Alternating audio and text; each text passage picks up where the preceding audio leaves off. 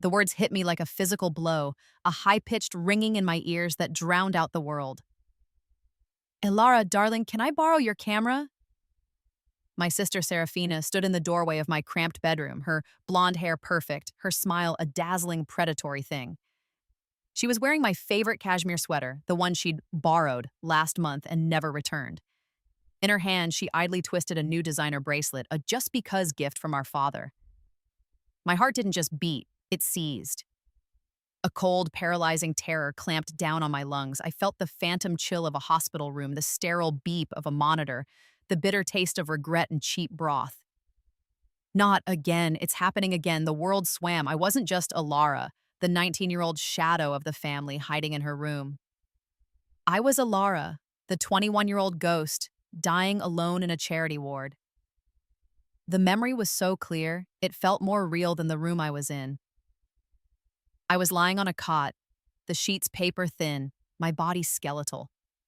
On the tiny, flickering television mounted in the corner, Serafina was on a stage, bathed in flashbulbs. She was accepting the Global Photographer of the Year award. Her acceptance speech was humble, full of fabricated tears, thanking our parents for always believing in her vision.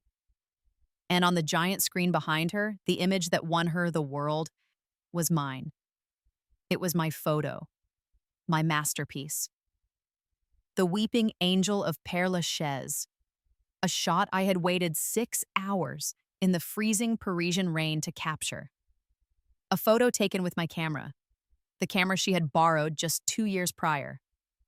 As fake Serafina blew a kiss to the adoring crowd, real Serafina, my sister, my thief, my murderer, leaned in close to the microphone. "This award," she breathed, "is dedicated to my poor, troubled sister, Alara. We all wish she could have gotten the help she needed." The reporter's voiceover was sympathetic. "A tragic story, Serafina. Your sister, who falsely accused you of stealing this very portfolio before suffering a complete mental breakdown. How brave you are." My family was in the front row, beaming. Our mother, resplendent in jewels, weeping tears of pride. Our father, his chest puffed out, nodding at the cameras. Not one of them had visited me, not once. As the applause reached a crescendo on the TV, the monitor beside my bed gave a long, final, piercing shriek. My last breath was a ragged gasp of pure, unadulterated hatred. I died, disowned, labeled a lunatic, and erased. And then I woke up. I woke up in my childhood bed in this house with the date on my phone, screaming a truth I couldn't comprehend. It was 2 years earlier. It was the day it all began, 1 week before the submission deadline for the Elysian Gallery's Emerging Artists Contest, the contest that had launched Serafina's stolen career. "Alara, are you deaf?" Serafina snapped, her smile tightening. The darling was gone. "The camera, I need it. An idea for the Elysian contest." I looked at her, really looked at her, at the petty cruelty in her eyes, at the vapid, unoriginal mind behind that beautiful mask. This was the monster who had danced on my grave. This was the parasite who had hollowed me out and left me to die. My hand, shaking, gripped the strap of my old Minolta. The camera was heavy on my desk, my portfolio case beside it, the memory card containing the weeping angel safe inside. In my first life, I'd said yes. I had been so desperate for her approval, so beaten down by our mother's endless refrain of, "Why can't you just share? Why are you so selfish?" that I had handed her the very tools of my destruction. This time, the terror receded, replaced by something cold and hard and glacial. It was a fury so profound it felt like peace. I took a slow breath, tasting the air of my second chance. I lifted my gaze to meet hers. I gave her the sweetest, saddest, most fragile smile I could muster. "Oh, Sarah, I'm so sorry," I whispered, my voice trembling with practiced weakness. "I can't." The entitlement on her face was instantaneous. "What do you mean you can't? Don't be ridiculous, Alara. Give it to me." I dropped it. I clutched the camera to my chest, feigning panic. "I think the lens is broken. It's making a horrible sound. I have to take it in for repairs. I'm so clumsy. Oh, I'm just sick about it." Serafina's eyes narrowed. She didn't believe me. But she also couldn't prove I was lying without physically ripping it from my hands, and she was too graceful for that. Not yet. You're lying, she hissed. I'm not. I forced a tear to well in my eye. I I was going to ask Dad for money to fix it. Please don't tell him. You know how he is about my expensive hobby. This, she believed. Our father's financial neglect of me was as predictable as the sunrise. She scoffed, disgusted. Useless. You're completely useless. She stormed out, slamming the door hard enough to rattle the cheap frame. I sat in the silence, my heart hammering, not with fear, but with adrenaline. The first move had been made. The game was on, and this time I knew all the rules. To say I was the family's black sheep was an understatement. I was the family's invisible, inconvenient ghost. Serafina was the sun. I was the patch of damp shadow she cast. It had always been this way. When Serafina won a spelling bee in 4th grade, our father bought her a pony. When I won the statewide science fair in 9th grade, he told me I shouldn't make Serafina feel bad and to tone it down. Our mother was the architect of this dynamic. She had been a model, briefly, in her 20s, and she was pouring all of her frustrated ambitions into Serafina, her perfect, beautiful, charismatic vessel. Serafina was her do-over. I was the flawed first draft. Elara, don't be so dour, she'd sigh, looking at my quiet sketches and photographs. Why don't you go help your sister with her socials? Media? She's a natural. Serafina's borrowing was a family tradition. It started with my homework.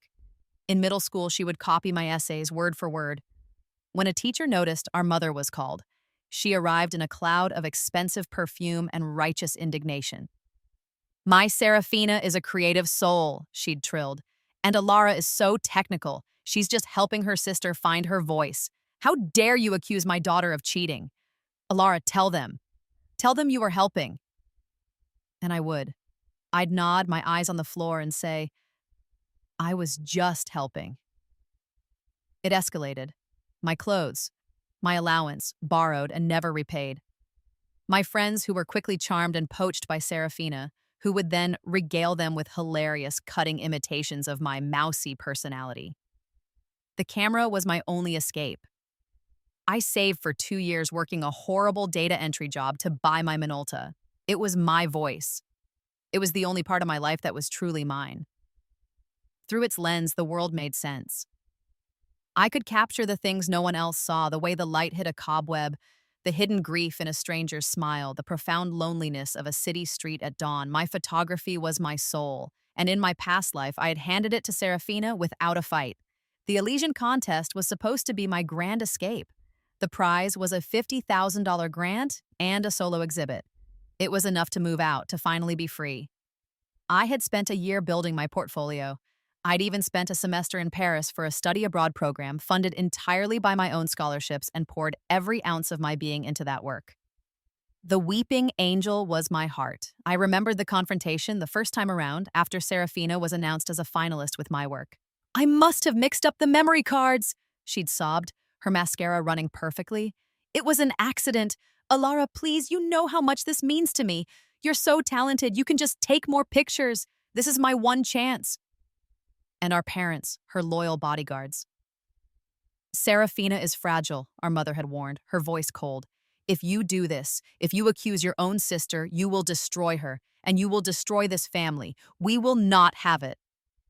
Elara, our father had said, his voice flat with disappointment. I've invested a lot in Serafina's career, her modeling, her acting classes. She's on the verge of a breakthrough. Don't be selfish. Your pictures are nice, but let's be realistic. Serafina has the face for this. She's the star. You're the support crew. Know your role. When I refused, when I screamed and cried and showed them my original files, they turned. They told the gallery I was unstable. They told our extended family I was consumed by a pathological jealousy. They cut off my college funds. They disowned me. I, the victim, was painted as the abuser. And Serafina, the thief, became the brave survivor. The sheer diabolical brilliance of it still stunned me. But now I had a second chance. And my plan couldn't be simple. I couldn't just submit the Weeping Angel portfolio. Serafina had seen it. She had lived with it, studied it, claimed it for 2 years in my previous life. She would just scream, plagiarism. And with my family's backing, she would win. She knew my work better than anyone. No, I couldn't use my past. I had to create a new future. I had 1 week. I had to create a new masterpiece. Something Serafina had never seen, could never anticipate, and could never, ever replicate. But I had no money. My father had already turned me down for a new lens just last week. The Minolta, even repaired, was limiting. I needed better tools. And then I remembered. Mrs. Dubois. In my past life, Mrs. Dubois was my elderly neighbor, a kind, reclusive woman with a sharp wit. I used to bring her groceries just to hear her stories. She passed away while I was in Paris. I was the only person who attended her funeral. Her lawyer contacted me a month later. She had left me a small, dusty box. Inside was an old, beautiful camera and a note, "For the girl who sees." I was so broken by then, I'd pawned it for rent. I never even used it. In this life, Ms. Dubois was still alive. She lived 2 blocks over. I left my room, ignoring Serafina's suspicious glare from the living room. I walked to Ms. Dubois's house and knocked. "Alara," she smiled, her eyes crinkling. "You're early for groceries, my dear." "I just wanted to visit," I said. For 3 days, I didn't ask her for anything. I just helped. I fixed her gutter. I organized her pantry. I sat with her and listened to her talk about her late husband, a man who, it turned out, had been a celebrated photojournalist.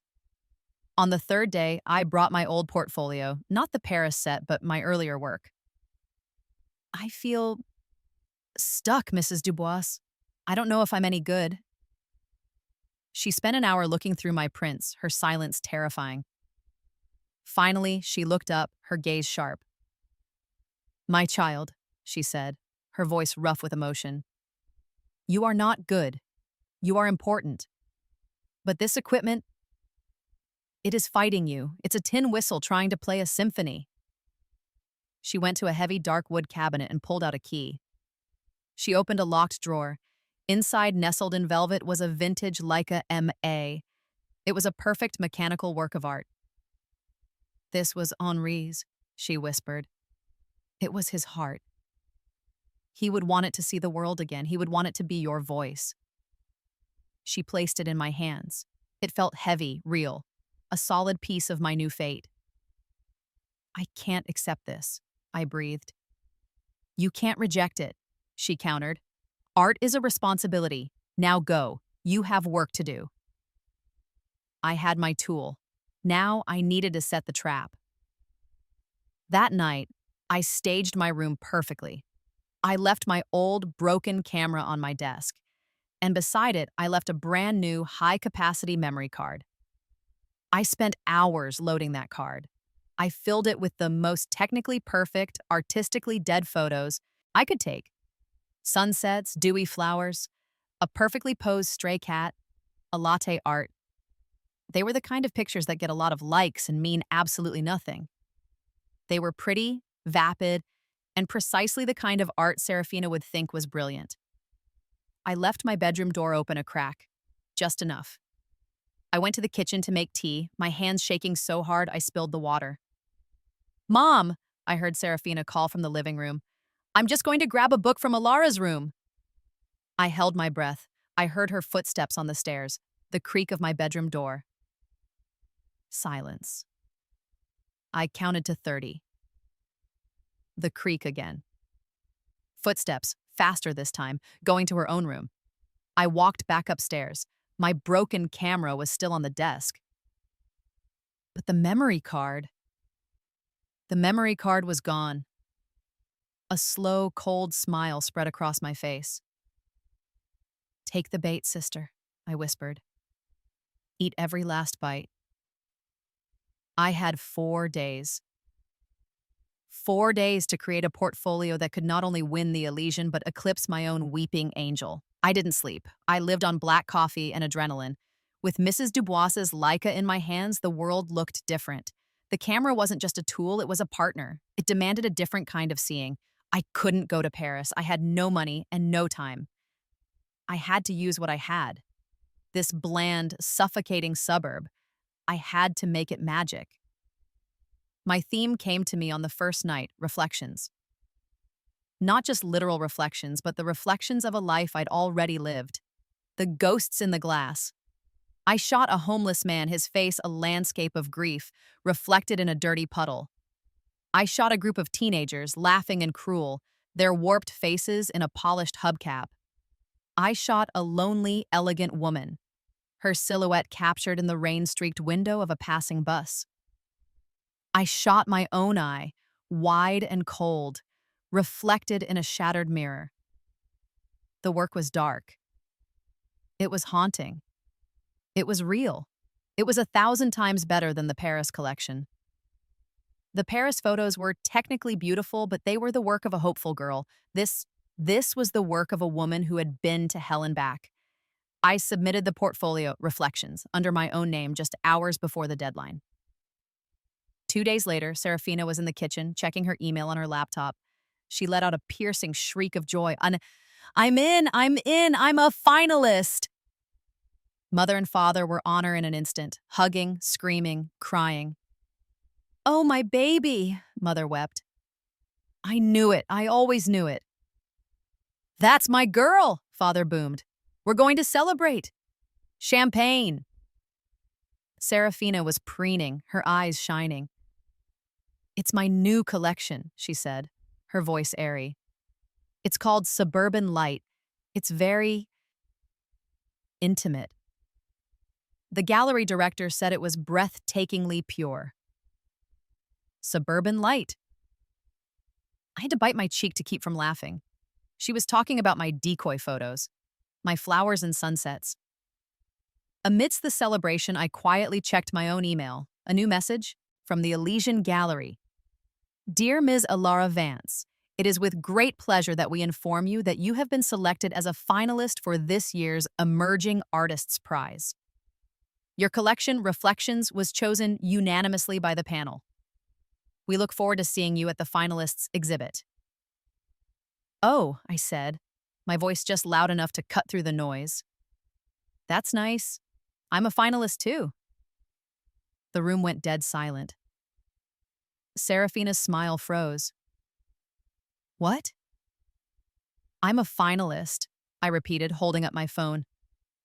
My collection, Reflections. I got in.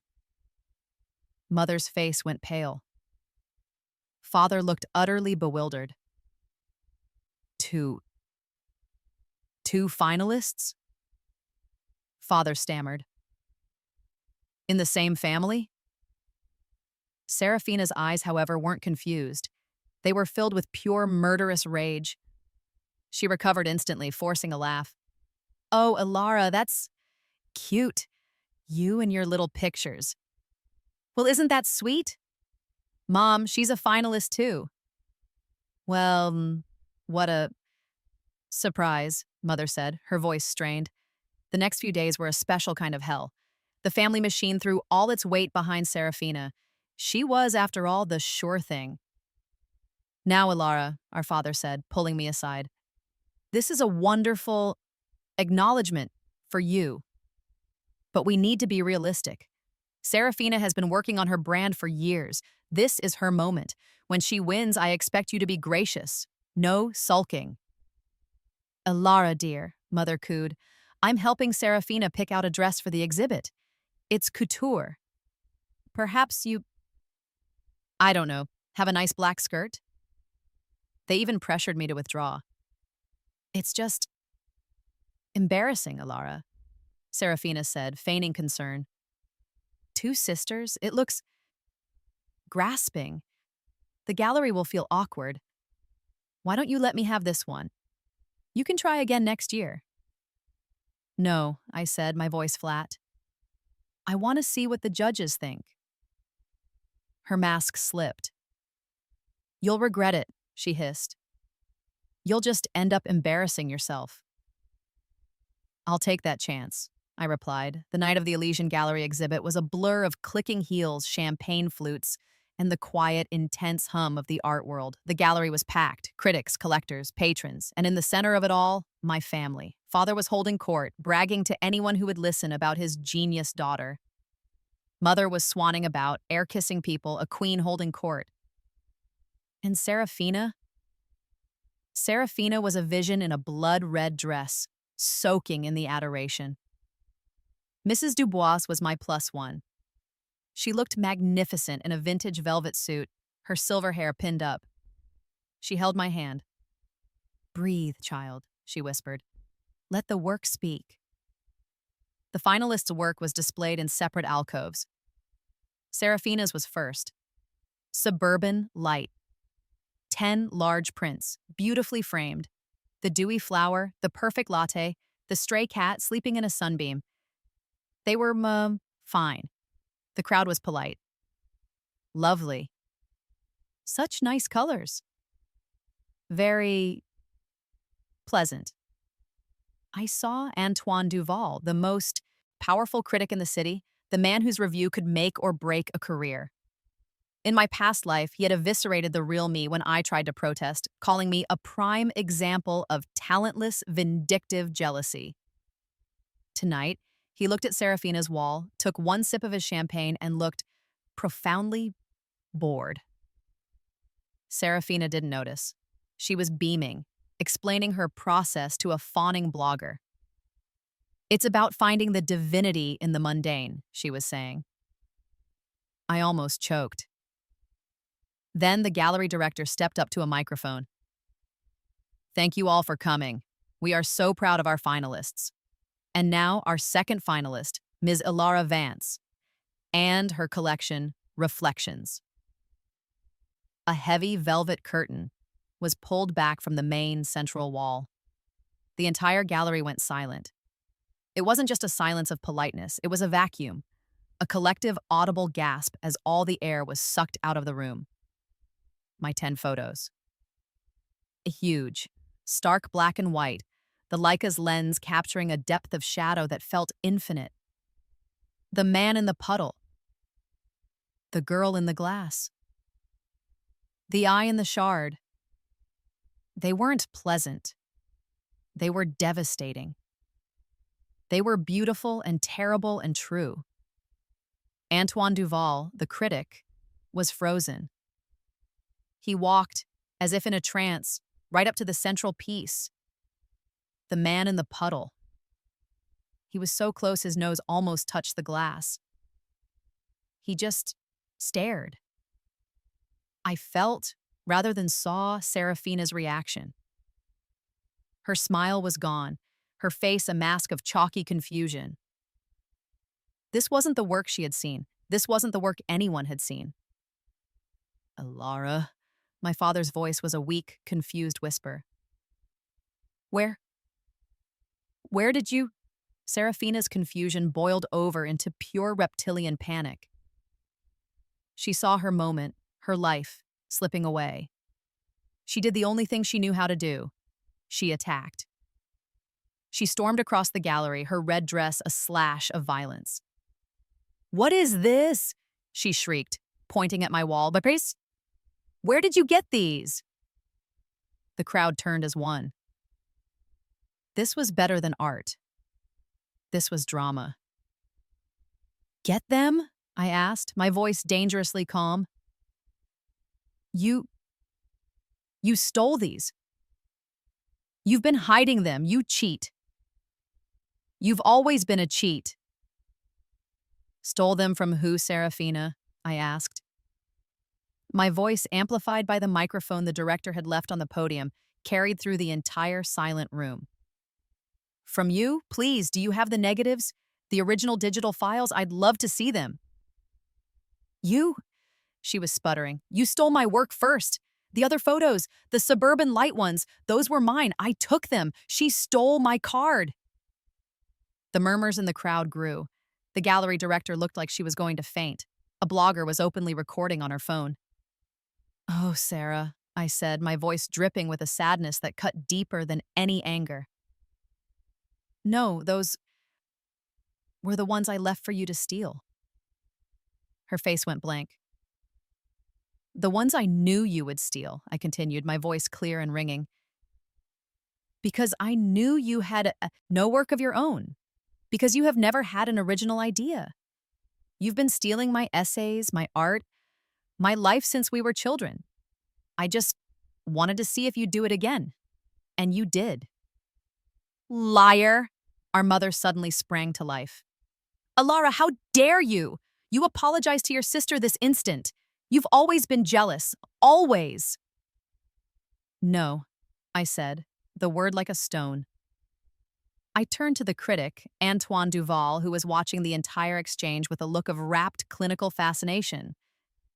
Mr. Duval, I said, my sister, Serafina Vance, has just publicly confessed to submitting a portfolio, Suburban Light, that was not her own. She submitted my decoy work. I, on the other hand, submitted Reflections, my real work. Duval's eyes flicked from Serafina's banal wall of flowers to my wall of haunted, powerful images. The contrast was so stark it was laughable.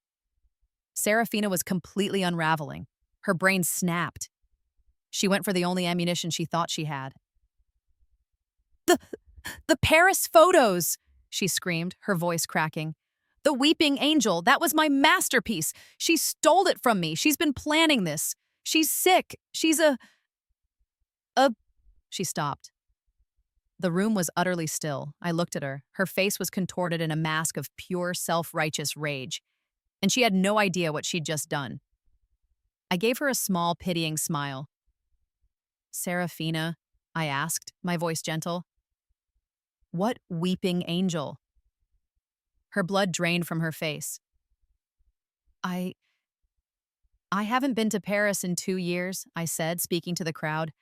I never submitted any Paris portfolio. I have no idea what weeping angel she's talking about. Do you, Sarah? She froze. She had just admitted to knowing about, to claiming, a body of work that, in this timeline, did not exist. She had exposed her own past life plagiarism. She had confessed to a crime no one had even accused her of. She had, in front of everyone, hung herself with a rope I hadn't even given her. Antoine Duval let out a sound. It was a short, sharp bark of a laugh, full of contempt. He strode to the center of the room. Mademoiselle Vance, he said, nodding to me. Your work is profound. It is, without question, the future. Congratulations. Then he turned to Serafina. His eyes were blades. You, he spat, are a fraud. Your work, he gestured to the flower wall, is derivative, juvenile, and an insult to the word artist. And you, Bansa, he said, turning to the horrified gallery director, have a disqualification to make immediately. Get her out, the director whispered, her face crimson. Get them all out. No, Mother shrieked, lunging at the director. You can't. My daughter is a star. You bitch, Serafina screamed, her mask of beauty shattering into 1,000 pieces. She lunged, not at me, but at my work. Her nails clawed at the print of the man in the puddle. Before she could touch it, 2 security guards grabbed her. I'll kill you, she was screaming, her voice raw. It's mine, it's all mine, Dad, do something. Our father just stood there, his mouth open, his face a pathetic, crumbling ruin of confusion and shame. He looked from Serafina to me and back again. Alara? He whispered. I just looked at him. I felt nothing. No anger, no pain, just a vast, cold, empty peace. Mrs. Dubois stepped in front of me, a small, solid shield. I believe, she said to the guards, it is time for this family to leave. They were dragged out. Serafina kicking and spitting, mother shrieking about lawyers, father stumbling behind them, a hollow, broken man. The gallery was silent for a long moment. Then Antoine Duval started to clap. Slowly, then all at once, the entire room erupted in applause. Mrs. Dubois squeezed my hand. That, she said, is that. I stood in front of my masterpiece, the ghost of my past life, finally, blessedly exorcised. I had won. The aftermath was total. My victory and their ruin. I won the Elysian Prize. The $50,000 grant was just the beginning. Antoine Duval's review, A Star is Born, A Fraud is Buried, went viral. Reflections wasn't just a portfolio, it was a phenomenon. A major museum acquired the entire series for their permanent collection. I legally changed my name. I became Alara Dubois, taking the name of the only person who had ever been a true patron to me. Mrs. Dubois and I moved to New York, into a beautiful loft in Soho that doubled as my studio. The girl who sees, Bani Saima, as she called me, became the new voice of modern photography. I had gallery shows in London, Berlin, Tokyo.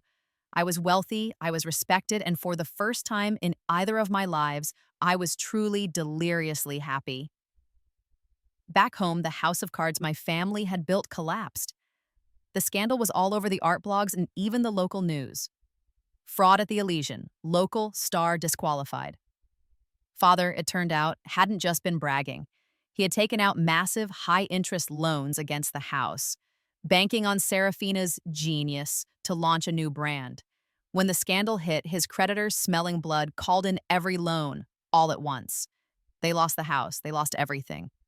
Father, humiliated and unemployable in his social circle, was, last I heard, working as a night shift inventory clerk in a big box store. Mother, whose entire identity was built on her perfect daughter, suffered a complete nervous breakdown. Her friends abandoned her overnight. She became a recluse living in a tiny government-subsidized apartment, a ghost haunted by the life she'd lost. And Serafina, the golden child, was blacklisted. She was a punchline. She tried to rebrand as a lifestyle influencer. It was a disaster. The comments on her posts were brutal, an endless stream of "thief" and "where's the weeping angel?" She was a pariah, unemployable, her beauty now a liability, a reminder of her infamous public disgrace. I hadn't seen them in years until one night, at my biggest solo show to date, at the MoMA in New York. The gallery was packed with the most important people in the art world. I was wearing a simple, elegant black dress, my hand held by a kind, brilliant man, a gallery owner who saw me and not just my work. I was laughing, a real genuine laugh, when a flicker of movement outside the huge street-level window caught my eye. It was raining, and on the sidewalk, huddled under a broken umbrella, were 3 figures. They were gaunt, dressed in cheap, worn-out clothes. Mother was weeping, her face a crumpled, aged mask. Father, gray and empty, just stared, his eyes hollow. And Serafina. Her face was pressed against the cold, wet glass. Her hair was stringy, her beauty long since curdled by rage. She was staring at me. Her eyes were no longer just angry. They were a bottomless pit of pure, impotent, eternal hatred. She was looking at the life that should have been hers. Our eyes met through the glass, the successful artist and the ghost in the rain. I felt a ghost of pity. But it passed, like a cold breeze. I didn't smile. I didn't gloat. I didn't give her the satisfaction of any emotion at all. I simply turned my back to the window, raised my champagne glass to my new life, and walked away, leaving her and all of them to their reflection.